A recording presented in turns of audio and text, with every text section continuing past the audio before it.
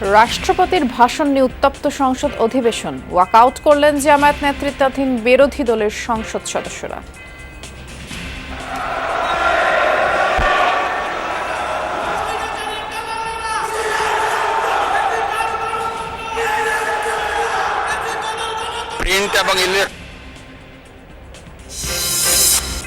বাংলাদেশে আবারও শুরু হলো গণতান্ত্রিক যাত্রা। ত্রয়োদশ সংসদের প্রথম ভাষণে প্রধানমন্ত্রী তারেক রহমান বললেন, সকল সমস্যা সমাধানের কেন্দ্রবিন্দু হবে জাতীয় সংসদ।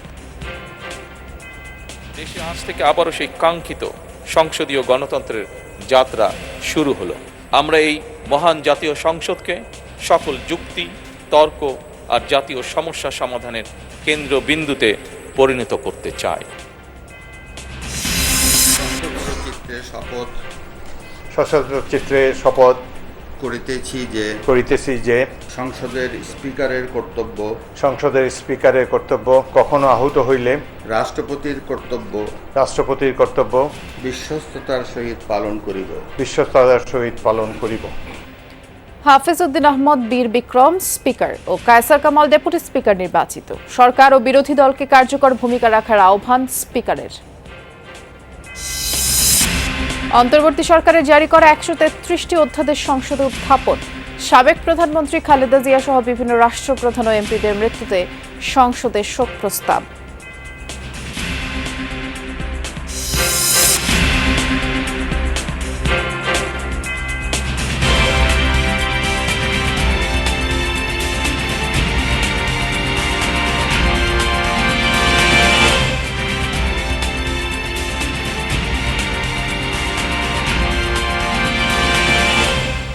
শুভেচ্ছা, আমন্ত্রণ যমুনা নিউজে। নুসরাত বৃষ্টি আপনাদের সাথে আছি। শিরোনামগুলো শুনছিলেন। রাষ্ট্রপতি মোহাম্মদ শাহাবুদ্দিনের ভাষণ নিয়ে উত্তপ্ত সংসদের প্রথম অধিবেশনের শেষ ভাগে স্পিকার অবসরপ্রাপ্ত মেজর হাফিজ উদ্দিন আহমদ রাষ্ট্রপতিকে ভাষণ দেওয়ার আহ্বান জানালে প্রতিবাদ জানায় জামায়াত নেতৃত্বাধীন বিরোধী দলীয় জোট। বেশ কিছুক্ষণ উত্তপ্ত সংসদে চলে কিছুটা হট্টগোল। এরই মধ্যে ভাষণ শুরু করেন রাষ্ট্রপতি। প্রতিবাদে স্লোগান দিতে থাকে বিরোধী দলীয় সংসদ সদস্যরা। পরে তারা অধিবেশন ওয়াকআউট করে সংসদ থেকে বেরিয়ে যান। এরই মধ্যে রাষ্ট্রপতি তার ভাষণে বর্তমান সরকারের কর্মকাণ্ড তুলে ধরেন। দেশের উন্নয়নে সরকারের গৃহীত পদক্ষেপগুলো তুলে ধরে রাষ্ট্রপতি আশাবাদ ব্যক্ত করেন, নির্বাচনী ইশতেহার বাস্তবায়নে সরকার কাজ করবে। গণতান্ত্রিক রাষ্ট্র ও সমাজ বিনির্মাণে সরকার কাজ করবে বলেও প্রত্যাশা ব্যক্ত করেন রাষ্ট্রপতি।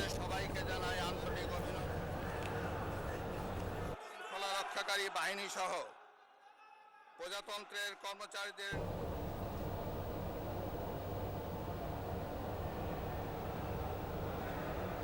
আমি এখন মহামান্য রাষ্ট্রপতি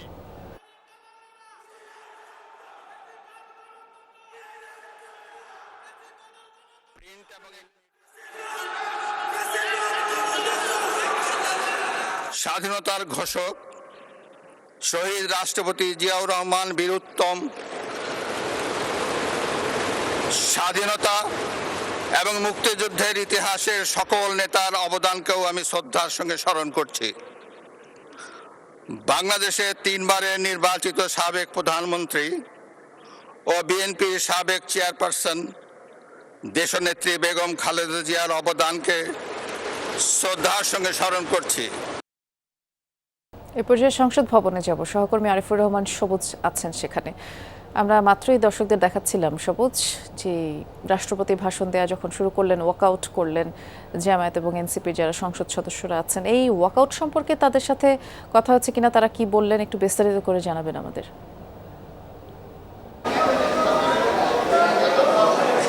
দৃষ্টি প্রধান বিরোধী দল যে ওয়াকআউট করবে এই ইঙ্গিত কিন্তু অধিবেশন শুরুর প্রথম দিকে যখন বিরোধী দলের সংসদ সদস্যরা এই সংসদ অধিবেশনে যোগ দেওয়ার জন্য আসেন, তখনই কিন্তু বিরোধী দলের যে সংসদ উপনেতা আব্দুল্লাহ মোহাম্মদ তাহের তিনি তখনই একরকম ইঙ্গিত দিয়েছিলেন। এর পরে যখন সংসদ অধিবেশন শুরু হয় তখন শোক প্রস্তাবের সময় বিরোধী দলের যে হুইপ নাহিদ ইসলাম এনসিপির আহ্বায়ক তিনিও কিন্তু একরকম ইঙ্গিত দিয়েছিলেন, বলেছিলেন যে ফেসিবাদের যারা দোসর তারা কোনোভাবেই এই সংসদে তাদের জায়গা হবে না। এরকম একটি ইঙ্গিতেই কিন্তু বলে দেয় যে এই রাষ্ট্রপতির ভাষণের সময় বিরোধী দল ওয়াকআউট করবে, এবং সেটি কিন্তু হয়েছে। এবং রাষ্ট্রপতি যখন বক্তব্য দিতে উঠলেন, এর সঙ্গে সঙ্গেই বিরোধী দলের যে সংসদ সদস্যরা রয়েছেন সেই সংসদ সদস্যরা কিন্তু ওয়াকআউট করে বের হয়ে আসেন, এবং এখানে যারা গণমাধ্যম কর্মী ছিল তাদের সামনে ফেসিবাদ মুক্ত যেই সংসদ, সেই সংসদের জন্য প্লেকার্ড সহ এক ধরনের বিক্ষোভ প্রদর্শন করেন, এবং এরপরে মূলত তারা তাদের যে বক্তব্য বা এই ওয়াকআউটের যে কারণ, সেই কারণ তারা তুলে ধরেছেন। এবং তারা মূলত এখানে জামায়াতের যিনি আমির, বিরোধী দলের যে সংসদ নেতা, তিনি বক্তব্য রাখেন গণমাধ্যমের সামনে, এবং তিনি বলছেন যে মূলত 3টি অপরাধ করেছেন বর্তমান যে রাষ্ট্রপতি, তিনি সে কারণেই তার এই ভাষণের সময় তারা তাদের ভাষণ শুনতে চাননি, এবং এই কারণে তারা মূলত স্পিকারকে, নবনির্বাচিত যে স্পিকার, সেই স্পিকার বরাবর কিন্তু তারা সেই অনুরোধটি জানিয়েছিলেন যেন এই যে রাষ্ট্রপতি, সেই রাষ্ট্রপতি যেন কোনো ধরনের বক্তব্য না রাখেন। তারা মূলত যেই অভিযোগটি এই রাষ্ট্রপতির বিরুদ্ধে, তারা বলছেন যে বিগত যে আওয়ামী লীগ সরকার, সেই আওয়ামী লীগ সরকারের যে খুনের ঘটনা, জুলাই আন্দোলনকে কেন্দ্র করে যে খুনের ঘটনা ঘটেছে, সেই খুনের নীরব সমর্থন দিয়েছিলেন এই রাষ্ট্রপতি, এবং সে কারণেই তিনি তার যে করেছেন, এই কারণেই রাষ্ট্রপতির পদে তিনি এখনো বহাল আছেন এবং ভাষণ দিয়েছেন, এটিকে কেন্দ্র করে বোঝা গেল। ধন্যবাদ বিস্তারিত জানানোর জন্য সবুজ। শুরু হলো ত্রয়োদশ জাতীয় সংসদের প্রথম অধিবেশন। স্পিকার নির্বাচিত হয়েছেন অবসরপ্রাপ্ত major Hafizuddin Ahmad, deputy speaker barrister Kaiser Kamal, রাষ্ট্রপতি মোহাম্মদ শাহাবুদ্দিন তাদেরকে শপথ পড়ান। এর আগে অধিবেশনের সভাপতি নির্বাচিত হন ডক্টর খন্দকার মোশাররফ হোসেন। সংসদের সূচনা বক্তব্যে প্রধানমন্ত্রী তারেক রহমান বলেছেন, এই সংসদকে তর্ক বিতর্ক আর জাতীয় সমস্যা সমাধানে কেন্দ্রবিন্দুতে পরিণত করতে চায় তার সরকার। গুরুত্বপূর্ণ ইস্যুতে বিরোধী 11 দলের সাথে আলোচনা করা হবে বলে প্রত্যাশা জামায়াতের। বাংলাদেশের গণতান্ত্রিক পথ চলার এক নতুন অধ্যায়ের সূচনা। মাননীয় সংসদ সদস্যদের মধ্যে হতে একজন সভাপতিত্ব। ত্রয়োদশ জাতীয় সংসদের প্রথম অধিবেশন শুরু হয় বেলা 11টায়। বিসমিল্লাহির রহমানির রহিম। অধিবেশনের শুরুতেই বক্তব্য রাখেন প্রধানমন্ত্রী তারেক রহমান। শুরুতে জুলাই গণ অভ্যুত্থানে হতাহতদেরকে স্মরণ করেন তিনি। বলেন, আজ থেকে বাংলাদেশে আবারও শুরু হলো গণতান্ত্রিক যাত্রা। সরকার এই সংসদকে তর্ক বিতর্ক আর জাতীয় সমস্যা সমাধানের কেন্দ্রবিন্দু হিসেবে গড়ে তুলতে চায় বলেও জানান তিনি। দেশে আজ থেকে আবারও সেই কাঙ্ক্ষিত সংসদীয় গণতন্ত্রের যাত্রা শুরু হলো আলহামদুলিল্লাহ। বিএনপি একটি স্বনির্ভর, সমৃদ্ধ, নিরাপদ গণতান্ত্রিক বাংলাদেশ প্রতিষ্ঠা করতে চায়। এই লক্ষ্য অর্জনে আমি জনগণের সমর্থন এবং সহযোগিতা চাইছি। আমরা এই মহান জাতীয় সংসদকে সকল যুক্তি, তর্ক আর জাতীয় সমস্যা সমাধানের কেন্দ্রবিন্দুতে পরিণত করতে চাই। অধিবেশন শুরুর আগে সংসদে স্পিকার এবং ডেপুটি স্পিকার নির্বাচিত না হওয়ায় কার্যক্রম পরিচালনার জন্য অধিবেশনের সভাপতি হিসেবে ডক্টর খন্দকার মোশাররফ হোসেনের নাম ঘোষণা করেন প্রধানমন্ত্রী। সভাপতি হিসেবে এই নাম সমর্থন করে সরকারি এবং বিরোধী দল। আমাদের দলের পক্ষ থেকে এটাকে পূর্ণ সমর্থন জানাচ্ছি। প্রধানমন্ত্রীর এই প্রস্তাবকে আমরা বিরোধী দলের পক্ষ থেকে পূর্ণ সমর্থন জানাচ্ছি। এরপর সভাপতি ঘোষণা করেন স্পিকার এবং ডেপুটি স্পিকারের নাম। স্পিকার নির্বাচিত হন অবসরপ্রাপ্ত মেজর হাফিজউদ্দিন আহমেদ বীর বিক্রম, এবং ডেপুটি স্পিকার নির্বাচিত হয়েছেন ব্যারিস্টার কায়সার কামাল। তাদের নাম সকল সংসদ সদস্যদের সর্বসম্মতিক্রমে গৃহীত হয়। এরপর 30 মিনিটের জন্য অধিবেশনে দেয়া হয় বিরতি। সে সময় স্পিকার ও ডেপুটি স্পিকারদের সংসদ ভবনের নিজ কক্ষে শপথ পাঠ করান রাষ্ট্রপতি মোহাম্মদ শাহাবুদ্দিন। বিরতির পরই স্পিকার আনুষ্ঠানিকভাবে অধিবেশন পরিচালনা শুরু করেন। নিরপেক্ষতার জায়গা থেকে বিএনপির স্থায়ী কমিটি থেকে পদত্যাগ করেন স্পিকার মেজর হাফিজউদ্দিন আহমেদ বীর বিক্রম।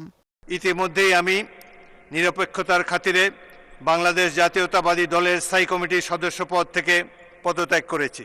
সেখানে তিনি 5 সদস্যের সভাপতিমণ্ডলীর প্যানেলের নাম ঘোষণা করেন। তারা হলেন মির্জা আব্বাস, গয়েশ্বরচন্দ্র রায়, ডক্টর আব্দুল মঈন খান, মোহাম্মদ মনিরুল হক চৌধুরী এবং এটিএম আজহারুল ইসলাম। দলীয় স্বার্থের উপরে স্থান দেওয়ার জন্য আমরা শপথবদ্ধ। সুমাইয়া ঐশী, যমুনা নিউজ, ঢাকা। আমরা জাতীয় সংসদে যাচ্ছি। রাষ্ট্রপতি মোহাম্মদ শাহাবুদ্দিন সংসদে ভাষণ দিচ্ছেন, সরাসরি শুনব। নাগরিক স্বাস্থ্য পরিষেবার ক্ষেত্রে বর্তমান সরকার প্রিভেনশন ইজ বেটার দ্যান কিউর নীতি অবলম্বন করেছে। এরই অংশ হিসাবে সরকার সারা দেশে পর্যায়ক্রমে 1 লাখ হেলথ কেয়ারার নিয়োগ করতে যাচ্ছে।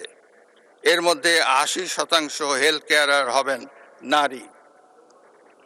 জনাব স্পিকার, সরকার একটি অন্তর্ভুক্তিমূলক মানসম্মত ও প্রযুক্তি নির্ভর শিক্ষা ব্যবস্থা গড়ে তুলতে সংস্কার, পাঠ্যক্রম হালনাগাদ, সময়মতো পাঠ্যপুস্তক বিতরণ, শিক্ষক নিয়োগ ও প্রশিক্ষণ, অনলাইনে বেতন ভাতা ও উপবৃত্তি প্রদান এবং অবকাঠামো উন্নয়ন করেছে।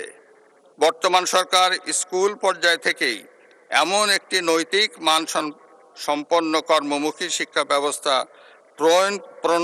প্রণয়ন করতে চায় যেখানে শিক্ষিত বেকার জনগোষ্ঠী তৈরি হবে না। কোনো কারণে শিক্ষাবর্ষের যে কোনো পর্যায় থেকে কোনো শিক্ষার্থী ড্রপ আউট হয়ে গেলেও যাতে বেকার থাকতে না হয় সেটি মাথায় রেখেই ব্যবহারিক এবং কারিগরি শিক্ষাকে প্রাধান্য দিয়ে শিক্ষা কারিকুলাম সংস্কারের উদ্যোগ নিয়েছে। One teacher one tab, multimedia classroom, learning with happiness, বাধ্যতামূলক তৃতীয় ভাষা শিক্ষা, সবার জন্য কারিগরি শিক্ষা, ক্রীড়া ও দেশীয় সংস্কৃতি শিক্ষায় গুরুত্ব আরোপ করা হবে।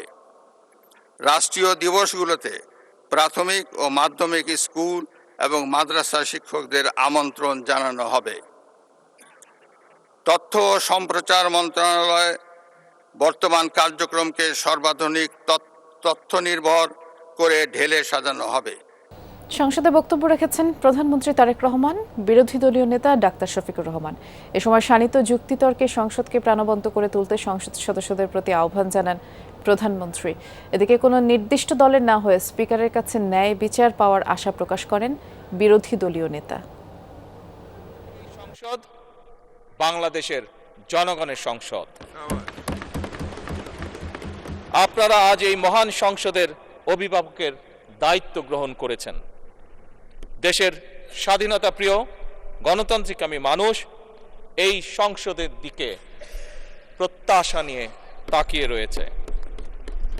মাননীয় স্পিকার, দেশ এবং জনগণের স্বার্থে আমরা এই সংসদকে অর্থবহ করতে চাই। বেশিরভাগ সময় ফ্যাসিজমের কবলে পড়ে এই সংসদ ছিল অনেকটা দামি সংসদ, অকার্যকর।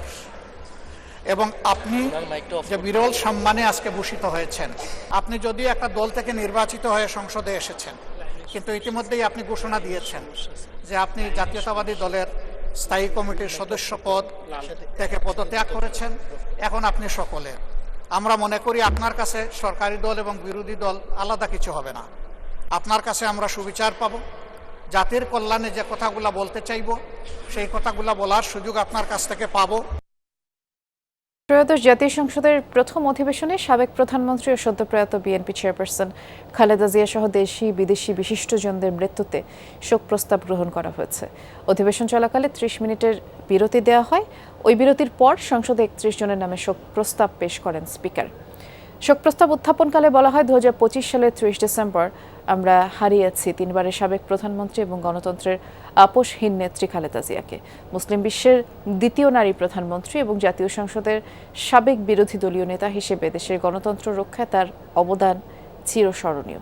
এছাড়া ভারতের সাবেক প্রধানমন্ত্রী মনমোহন সিং, খ্রিস্ট ধর্মগুরু পোপ ফ্রান্সিস, ইরানের সর্বোচ্চ ধর্মীয় নেতা আয়াতুল্লাহ আলী খামেনি ছাড়াও তালিকায় আছেন সাবেক সংসদ উপনেতা ও আওয়ামী লীগের সাবেক মন্ত্রী মতিয়া চৌধুরী, সাবেক রাষ্ট্রপতি ডাক্তার AQM বদরুদ্দোজা চৌধুরী। সংসদে তাদের শোক প্রস্তাব গৃহীত হয়। এ সময় সরকার দলীয় চিফ হুইপ কয়েকটি নাম সংযোজনের প্রস্তাব দেন। এরপর বিরোধী দলীয় উপনেতা জামায়াতের নায়েবে আমির সৈয়দ আবদুল্লাহ মোহাম্মদ তাহের জানান শোক প্রস্তাবটি একপেশে। তিনি মতিউর রহমান নিজামী, দেলোয়ার হোসেন সাইদি, মোহাম্মদ কামরুজ্জামানের নাম প্রস্তাব করেন। এছাড়া শরীফ ওসমান হাদি ও আবরার ফাহাদের নামও শোক প্রস্তাবে অন্তর্ভুক্তির আহ্বান জানান বিরোধী দলীয় উপনেতা নাহিদ ইসলাম। স্পিকার জানান নামগুলো অন্তর্ভুক্ত করা হবে।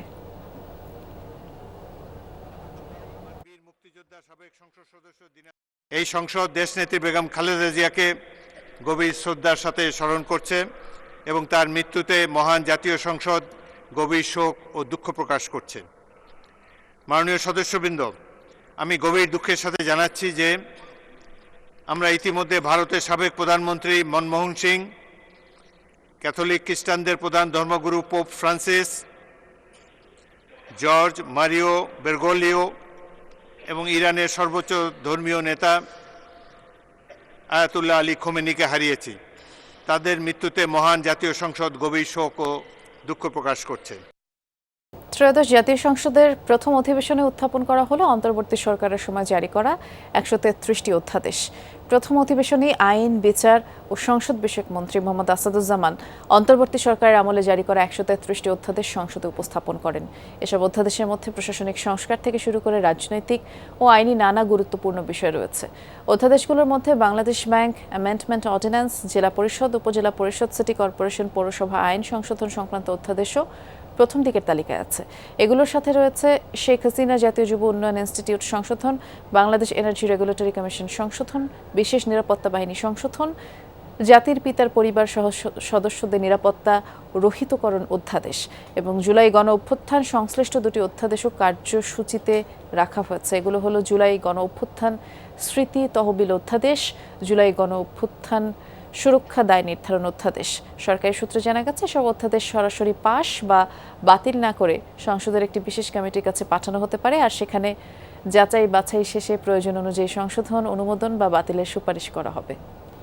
চলমান জ্বালানি সংকট মোকাবিলায় সরকারি ছুটির দুদিন প্রধান ডিপো খোলা রেখে জ্বালানি তেল সরবরাহের নির্দেশ দিয়েছে বাংলাদেশ পেট্রোলিয়াম কর্পোরেশন বিপিসি। বিপিসির সচিব শাহিনা সুলতানা স্বাক্ষরিত প্রেস বিজ্ঞপ্তিতে বলা হয়েছে, সরকারি ছুটির দিন শুক্র শনিবার বিপিসির অধীনস্থ বিপণন কোম্পানিসমূহের প্রধান ডিপো খোলা রেখে জ্বালানি তেল সরবরাহ করা হবে। আরও বলা হয়, জনগণের চাহিদা মোতাবেক দেশে জ্বালানি তেলের সরবরাহ স্বাভাবিক রাখার লক্ষ্যে বিদেশ থেকে আমদানি কার্যক্রম নির্ধারিত রয়েছে। নিয়মিতভাবে দেশে পার্সেল আনা হচ্ছে। এই ছিল যমুনা নিউজে। সাথে থাকার জন্য ধন্যবাদ সবাইকে। নিরাপদে থাকবেন।